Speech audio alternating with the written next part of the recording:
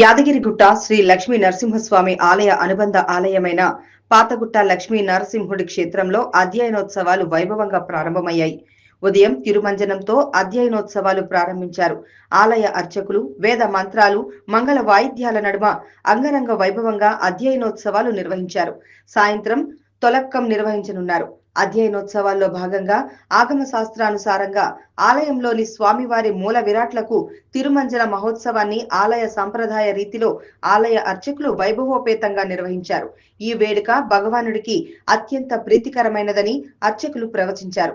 సాయంత్రం ఆలయంలో స్వామివారి నిత్యారాధనల తర్వాత తొలకం ఉత్సవాన్ని నిర్వహించనున్నారు ఆలయ అర్చకులు. ఈ నెల 27వ తేదీ వరకు అధ్యయనోత్సవాలు వైభవంగా కొనసాగనున్నాయి.